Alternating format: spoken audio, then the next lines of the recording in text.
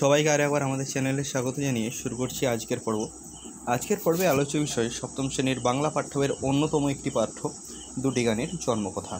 আজকের পাঠ্যটা অন্য দিনের তুলনায় সম্পূর্ণ আলাদা, কারণ অন্য দিনের পাঠ্যে আমরা দেখতাম কোনো একজন লেখক বা কবি এর লেখাকে আমরা লেখকের দৃষ্টিভঙ্গি দ্বারা বিশ্লেষণ করতাম, কিন্তু আজকের দিনের প্রসঙ্গটি বা আজকের পাঠ্যের প্রসঙ্গটি, আজকের আলোচ্যের প্রসঙ্গটি সম্পূর্ণ আলাদা। আজকে আমরা এই পর্বে আলোচনা করব যে পাঠ্য, সেই পাঠ্যতে যে মূল দুটি বিষয়ের উপর কেন্দ্রবিন্দু, অর্থাৎ যে মূল দুটি বিষয়ের উপর আলোকপাত করা হয়েছে সেটা হচ্ছে স্পেসিফিক্স দুটো সং, অর্থাৎ নির্দিষ্ট দুটো গানের উপরে। দুটি গান কী কী? একটি হচ্ছে আমাদের ভারতবর্ষের জাতীয় সঙ্গীত জনগণ মন অধি, যেটাকে আমরা স্কুলে আমরা প্রার্থনার সময় করে থাকি, জনগণ মন অধিনায়ক জয় হে ভারত ভাগ্য বিধাতা। এবং আমাদের আর যে পার্শ্ববর্তী একটা দেশ রয়েছে বাংলাদেশ, আগে নাম ছিল পূর্ব পাকিস্তান, তার যে জাতীয় সঙ্গীত আমার সোনার বাংলা আমি তোমায় ভালোবাসি, সেই দুটো গানের উৎপত্তি এবং তার সম্বন্ধে কিছু আলোচনা যেটা আমাদের পাঠ্যে রয়েছে সেটাই আমরা আজকে আলোচনা করব। পাঠ্যাংশে দেখো, পাঠ্যাংশটা শুরু হয়েছে প্রথম গান গাওয়া, অর্থাৎ প্রথম গাওয়া হয় এই গানটা জনগণ মন অধি 28শে ডিসেম্বর 1911 সাল কলকাতায়। গানটির পাণ্ডুলিপি পাওয়া যায়নি, কবে ও কোথায় রচিত হয়েছে তাও জানা যায় না। এখানে এই বাক্যটির মধ্যম দিয়ে এটাই বোঝা যায় যে জনগণ মন অধি গানটার যে মূল পাণ্ডুলিপি কথাটা যারা জানো না তাদের উদ্দেশ্যে বলে রাখি, আমরা যখন কোনো গান করি, আমরা যখন কোনো কবিতা লিখি বা কোনো লেখকের যে অরিজিনাল লেখা, যেই লেখাটা থেকে পরবর্তীকালে মুদ্রিত করা হয়, সেই অরিজিনাল লেখাটাকে বলে পাণ্ডুলিপি। ধরো তুমি একটা কবিতা লিখলে, কবিতাটি তোমার ছাপানো হলো, এবার তুমি যেই কবিতাটি লিখলে মূল লেখাটা, সেই লেখাটা হবে উক্ত জায়গার পাণ্ডুলিপি। তো এই জনগণ মন অধি গানটার কোনো পাণ্ডুলিপি পাওয়া যায়নি। ভারতের জাতীয় কংগ্রেসের 26তম বার্ষিক অধিবেশনে 26 থেকে 28শে ডিসেম্বর 1911 তারিখে, 1911 যে তারিখটা 26 থেকে 28শে ডিসেম্বর, ওই সময় কলকাতায় অনুষ্ঠিত হয়েছিল যেটা 26তম অধিবেশন ভারতের জাতীয় কংগ্রেস, যেটা আমাদের 1911 সালের অধিবেশনে প্রতিষ্ঠিত হয়, মানে 1911 সালের অধিবেশনে যেটা গাওয়া হয় প্রতিষ্ঠিত হয়েছিল 1885 সালে। দেখ, সেটা ইতিহাসের ব্যাপার, আমরা প্রসঙ্গে আসি। সেখানে গানটা প্রথম জনসমক্ষে গাওয়া হয় সমবেত কণ্ঠে মানে সবাই একসঙ্গে। দিনটা ছিল 27শে ডিসেম্বর। গানের রিহার্সাল হয়েছিল ডক্টর নীলরতন সরকারের হ্যারিসন রোডের বাড়িতে। এইগুলো প্রত্যেকটা লাইন খুব ইম্পর্টেন্ট পরীক্ষার জন্য। নেতৃত্ব দিয়েছিল দীননেন্দ্রনাথ ঠাকুর, রবীন্দ্রনাথেরই পরিবারের একজন। পরের দিন দ্য বেঙ্গলি পত্রিকায় গানটি ইংরেজি অনুবাদ সহ সংবাদটি পরিবেশন হয় মানে পরের দিন পত্রিকায় প্রকাশ হয়ে গেছিল। তত্ত্বাবধানী পত্রিকা, যার সংখ্যা ছিল মাঘ 1318, প্রথম প্রকাশিত গানটির পরিচয় দেওয়া হয় ব্রহ্মসঙ্গীত নামে। পরীক্ষায় প্রশ্ন আসতে পারে, তত্ত্বাবধানী পত্রিকায় জনগণ মন অধি নামটি কী নামে প্রকাশিত হয়েছিল? উত্তর হবে ব্রহ্মসঙ্গীত। এবং এবছরের মাঘোৎসবেও গানটি ব্রহ্মসঙ্গীত বলে গীত হয়। কোন বৎসরে মাঘোৎসব? 1318 সালের ওই যে বৎসরটা, এই বৎসরের মাঘোৎসবে। গানটিকে ভারতের জাতীয় সঙ্গীত হিসেবে গ্রহণের প্রস্তাব উত্থাপিত হলে রবীন্দ্রনাথের বিরোধীগণ প্রচার করেন গানটি সম্রাট প্রথম জর্জের ভারতের আগমনকে উপলক্ষ করে রচিত। এইখানে একটা কন্ট্রোভার্সি তৈরি হয়, কারণ রবীন্দ্রনাথের বিরোধী যারা, তারা প্রচার করেছিল যে পঞ্চম যে জর্জ, সে ভারতবর্ষে আসার জন্য যেহেতু গানটি রচিত হয়, তাহলে সেটা ভারতবর্ষে কীভাবে একজন জাতীয় সঙ্গীত হতে পারে। বিশ্বভারতীর প্রাক্তন ছাত্র পুলিন বিহারী সেন গানটি রচনার উপলক্ষ জানতে চেয়ে রবীন্দ্রনাথের চিঠি লিখলে রবীন্দ্রনাথ তাকে কী বলেছিল সেটা আমাদের পরবর্তীকালে দেওয়া রয়েছে। যে সে বছর ভারত সম্রাটের আগমন আয়োজন চলছিল, রাজ্য সরকারের প্রতিষ্ঠাবান আমার কোনো বন্ধু সম্রাটের জয়গান রচনার জন্য আমাকে বিশেষ করে অনুরোধ জানিয়েছিলেন, শুনে বিস্মৃত হয়েছিলাম। সেই বিষয়ের সঙ্গে মনে উত্তাপের সঞ্চারও ঘটেছিল। এখানে বোঝানো হচ্ছে যে পঞ্চম জর্জ এবারে ভারতবর্ষে আসে, সেই সময়কালে তাকে গানটা রচনা করতে বলা হয়েছিল, এবং সেই গানটা রচনার যে করেছিলেন তা শুনে বিস্মৃত হয়েছিল এবং মনে উত্তাপ জন্মেছিল। তারই প্রবল প্রতিক্রিয়া ধাক্কায় আমি জনগণ মন অধি গানটি সেই ভারত ভাগ্য বিধাতার জয় ঘোষণা করেছি। সমস্ত গানটির মাধ্যম দিয়ে আমরা আগা থেকে গড়া, আমরা সবটাই দেখব যে ভারতবর্ষের যে জাতীয় সঙ্গীত, তার মাধ্যম দিয়ে যেন ভারতবর্ষে ভারত মাতার জয়গান গাওয়া হয়েছে। তার পরবর্তীকালে বলছেন যে পতন, অভ্যুদয়, বন্ধুর পন্থার যুগ ধাবিত যাত্রীদের যিনি চিরসাথী, তিনি জনগণের অন্তর্যামী পথপরিচায়ক। সেই যুগান্তরকে মানব ভাগ্য রথচালক যে পঞ্চম বা ষষ্ঠ বা কোনো জর্জি কোনো ক্রমে হতে পারে না, সে কথা রাজাভুক্ত বন্ধু অনুভব করেছিলেন। এই জায়গায় বলছে যে এই গানটা এমনভাবে রচিত হয়েছে, সেই গানটার সাপেক্ষে যে কোনো একজন বিশেষ কেউ, সেটা পঞ্চম জর্জ, ষষ্ঠ, সপ্তম যেই হোক না কেন, সেই গানটার যে তার আগমনের জন্য রচিত এটা হতে পারে না, এটাই বলছেন।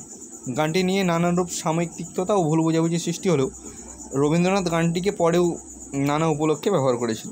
এর পরবর্তীকালে যে গানটা শুরুর সময় নানানভাবে তিক্ততা সৃষ্টি করেছিল হয়তো, বা ভুল বোঝাবুঝি সৃষ্টি করলেও রবীন্দ্রনাথ গানটাকে বিভিন্ন অর্থে ব্যবহার করেছিলেন। যেমন দক্ষিণ ভারতের পরিক্রমায় বেরিয়ে 1919 সালে রবীন্দ্রনাথ গিয়েছিলেন মদনপল্লী, সেখানকার থিওসফিক্যাল কলেজের অধ্যক্ষ এবং রবীন্দ্রনাথের বন্ধু জেমস এইচ কাজিন্স তার সম্মানে একটা সভার আয়োজন করেছিল। কোন জায়গায়? থিওসফিক্যাল কলেজের এক অধ্যক্ষ এবং রবীন্দ্রনাথের বন্ধু জেমস দক্ষিণ আফ্রিকায় গিয়ে 1919 সালে তার জন্য একটা সম্বর্ধনা সভা আয়োজন করেছিলেন। সেই সভায় রবীন্দ্রনাথ গিয়েছিলেন জনগণ মন অধীন। নামকরণ হয়েছিল the morning song of India. পরীক্ষা প্রশ্ন পড়তে পারে যে থিওসফিক্যাল কলেজে জনগণ মন অধীন নাম কী হয়েছিল? The morning song of India. সেই গানে সুর ও অর্থ গৌরব কলেজের কর্তৃপক্ষকে অভিভূত করেছিল। সেই গানটি প্রতিষ্ঠানের প্রতিদিনের অ্যাসেম্বলি সং বা বৈতালিক রূপে চালিত হয়। এই যে এইগুলোর মধ্যে দিয়ে বোঝা যায় যে রবীন্দ্রনাথের যে কোনো রচনায় রবীন্দ্রনাথ কতটা সাবলীল, কতটা দক্ষ, তার যে নৈপুণ্যতা, তার যে কলম চালানোর দক্ষতা, সেটা এখান থেকে টের পাওয়া যায়।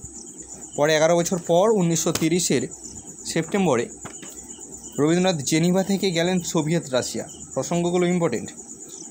তারপরে তার 11 বছর পরে 1930 সালে তিনি জেনিভা থেকে সোভিয়েত রাশিয়ায় যান। মস্কোয় পায়োনিয়ার্স কমিউন এর অনাথ বালক বালিকারা তাকে অভ্যর্থনা জানান।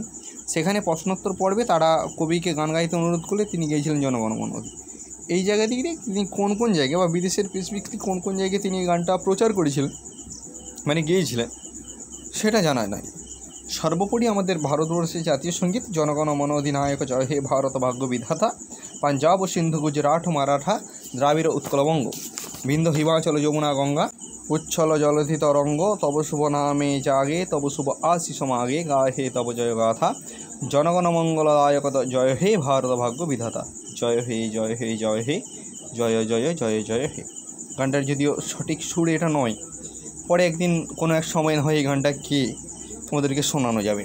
এখন আমরা যাই পরবর্তী গান, আমার সোনার বাংলা আমি তোমায় ভালোবাসি, চিরদিন তোমার আকাশ তোমার বাতাস, আমার প্রাণে বাজাই বাঁশি।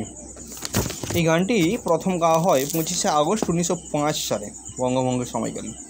সরলা দেবী লিখেছিলেন তার জীবনের ঝরা পাতায়। প্রসঙ্গত উল্লেখ্য, সরলা দেবীর যে আত্মজীবনী, সেটা জীবনের ঝরা পাতা, সরলা দেবীর লেখা। এই যে সরলা দেবী যে আত্মজীবনী জীবনের ঝরা পাতা, উনি হলেন রবীন্দ্রনাথের কোনো এক দিদি বা বোনের মেয়ে, সম্পর্কে রবীন্দ্রনাথের মামা, এবং সেই সম্পর্কেই সরলা দেবী তাঁর জীবনে ঝরা পাতা লিখছেন। কর্তা দাদামশাই চুঁচুড়াতে থাকতে তার ওখানে মাঝে মাঝে থাকবার অবসরে সেখানে তার বোটের মাঝির কাছে থেকে অনেক বাউল গান আদায় করেছিলাম। কর্তা দাদামশাইয়ের সঙ্গে চুঁচুড়ায় থাকতে গিয়ে যা কিছু শিখেছিলাম তাই রবি মামাকে শোনাবার জন্য প্রাণ ব্যস্ত হয়ে থাকতো। কারণ রবি মামা এই গানের কদর করতো এবং রবি মামা এই গানের চর্চা করতো। তৎকালীন সময়ে ঠাকুরবাড়িতে সর্বদাই কবিতা গান এইসবের চর্চা চলেছিল, সাংস্কৃতিক চর্চা, কিন্তু রবি মামা তার থেকে অনেকটাই উৎকৃষ্ট বাকিদের থেকে। তার মতো সমঝদার আর কেউ ছিলেন না। যা বললাম, যেমন যেমন আমি শুনতাম অমনি অমনি তিনি সেই সুর ভেঙে কখনো কখনো তার কথাগুলোকে কাছাকাছি নিয়ে গিয়ে একখানি গান রচনা করতেন এবং তার পরবর্তীকালে সেই গানগুলো প্রকাশও পেত। কেন আলোকে প্রাণের প্রদীপ, যদি তোর ডাক শুনে কেউ না আসে, আমার সোনার বাংলা প্রভৃতি অনেক গান সেই মাঝির কাছ থেকে আহরিত সুরে বসাতেন। প্রশান্ত কুমার পাল অনুমান করেছেন যে বঙ্গভূমির যে ভঙ্গের যে করাল ছায়া, অর্থাৎ বঙ্গভঙ্গ, নির্দিষ্ট তারিখে জানতে পারার তাৎক্ষণিক আবেগে গানটি রচিত এবং তা ভক্তদের সূত্রে সমগ্র কলকাতায় ছড়িয়ে পড়েন। প্রশান্ত কুমার পালের মধ্যে যে বঙ্গভঙ্গের যে তীব্র যন্ত্রণা, সেই যন্ত্রণা থেকে নাকি গানটা রচনা হয়েছিল, যে আমার সোনার বাংলা আমি তোমায় ভালোবাসি। রবীন্দ্রনাথ তখন সপরিবারে গিরিডিতে ওই সময়কালে এখানে বসে তিনি 22 থেকে 23টি গান রচনা করেছিলেন। সেগুলি আজও স্বদেশ গান নামে পরিচিত। স্বদেশের প্রেম, স্বদেশের প্রীতির উদ্দেশ্যে যেহেতু গান, সেই গানগুলো অবশ্যই স্বদেশী গান নামে পরিচিত হবেই বা স্বদেশ গান নামে পরিচিত হবে। বঙ্গভঙ্গ আন্দোলনের পরিপ্রেক্ষিতে এই গানগুলি সে সময় বিপুল উদ্দীপনারও সঞ্চার করেছিল। বঙ্গভঙ্গের যে আন্দোলন, সে আন্দোলনের পরিপ্রেক্ষিতে এই গানগুলো বিপুল উদ্দীপনার সঞ্চার করেছিল সে সময়।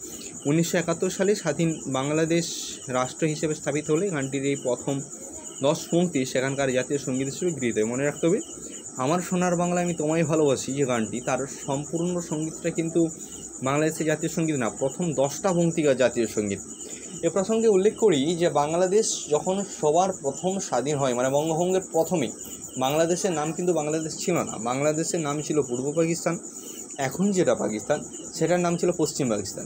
পরবর্তীকালে রাষ্ট্রীয় ভাষা নির্বাচন হওয়ার সময় পশ্চিম পাকিস্তানের মানুষেরা চেয়েছিল যে বাংলাদেশের ভাষা উর্দু হোক, কিন্তু বাংলাদেশের মানুষরা মেনে নিতে চায়নি। তার কারণ কথা এসে না, বাংলা ভাষার সাপেক্ষেই বলেছেন, যদিও কথাটা সব ভাষার ক্ষেত্রে সমান, যে মাতৃভাষা মাতৃদুগ্ধের সমান। তাহলে এই মাতৃদুগ্ধ মাতৃভাষা নিজের মাকে কিভাবে ছেড়ে থাকা যায়, সেই জন্য বাংলা ভাষাকে বর্জন করে তারা উর্দু ভাষাকে রাষ্ট্রীয় ভাষা হিসেবে গ্রহণ করতে পারেনি। সেই জায়গা থেকে দুটো দেশের মধ্যে বিরোধ ঘটে, পূর্ব পাকিস্তান পশ্চিম পাকিস্তানের মধ্যে, এবং যথেষ্ট আন্দোলনও হয়। সেই আন্দোলনে কয়েকজন প্রাণদান করেন 21শে ফেব্রুয়ারি, সেই জন্য স্মরণীয় ভাষা দিবস হিসেবে আমরা পালন করে থাকি। তোমাদের বই যে 21-এর কবিতা 21-এর তাৎপর্য রয়েছে, সেখানে তোমরা জানতে পারো। এর পরবর্তীকালে যখন এই এত কিছু হয়, ভাষা দিবস অর্থাৎ ভাষাকে কেন্দ্র করে আন্দোলনের পর বাংলাদেশ স্বাধীন রাষ্ট্র হিসেবে 1971 সালে আত্মপ্রকাশ করে, এবং তাদের রাষ্ট্রীয় ভাষায় তাদের পছন্দ মতো বাংলা ভাষায়, এই যে সুমধুর ভাষাই তাদের রাষ্ট্রীয় ভাষা হয়। এটাই বলার। এখানে গানের পিছনে রবীন্দ্রনাথ, সমীর সেনগুপ্তের যে লেখা, সেখান থেকে কিছুটা অংশ কৃত করা হয়েছে, সেই জন্য কৃতজ্ঞতা স্বীকার তাকেও জানানো যায়। আজকের পর্বটা আমরা এখানে শেষ করলাম। যারা যারা এখনও ভিডিওটিতে লাইক করোনি, তোমরা লাইক করো, কমেন্ট করে জানিয়ে দাও ভিডিওটি কেমন হয়েছে এবং তোমরা আর কী রিলেটেড ভিডিও পেতে চাও, এবং তোমরা খুব শীঘ্রই এটা শেয়ার করে তোমার বন্ধুদের মাধ্যমে ছড়িয়ে দাও। চ্যানেলটাকে সাবস্ক্রাইব করে পাশে অল বাটনটি বাজিয়ে দাও, যাতে ভবিষ্যতে আরও এরকম সাবজেক্ট রিলেটেড ভিডিও তোমরা সবার আগে পেতে পারো তোমাদের ফোনে। তোমাদের এই সাবজেক্টটা ছাড়াও আরও অন্যান্য রিলেটেড বা তোমাদের এই বিষয়েরই আরও অন্যান্য টপিকের ভিডিও আমাদের চ্যানেলে অলরেডি পোস্ট করা রয়েছে বা আপলোড করা রয়েছে, তোমরা চাইলে দেখে নিতে পারো। আশা করি তোমাদের ভালো হবে এবং তোমরা উপকৃত হবে। এখন স্ক্রিনে আসছে তোমাদের হোমওয়ার্কের প্রশ্নটি, যার উত্তরটা তোমরা কমেন্টের মাধ্যমে জানাও। হোমওয়ার্কের প্রশ্নটি হলো, ভারতের জাতীয় সঙ্গীত কী আর বাংলাদেশের জাতীয় সঙ্গীত কী? আজকে অন্য দিনের থেকে একটু আলাদা, হোমওয়ার্কের প্রশ্ন দুটো দেওয়া রইল। আশা করছি তোমরা এটা পারবে এবং তোমরা সঠিকভাবে খুব শীঘ্রই তোমরা কমেন্টের মাধ্যমে জানাবে। দেখা হচ্ছে আরেকটি অন্য পর্বতে। ততক্ষণ সুস্থ থেকো, ভালো থেকো, আমাদের সঙ্গে থেকো, নিজের এবং পরিবারের খেয়াল রেখো, আর হ্যাঁ, নিজের পড়াশোনাটা চালিয়ে যেও। ধন্যবাদ।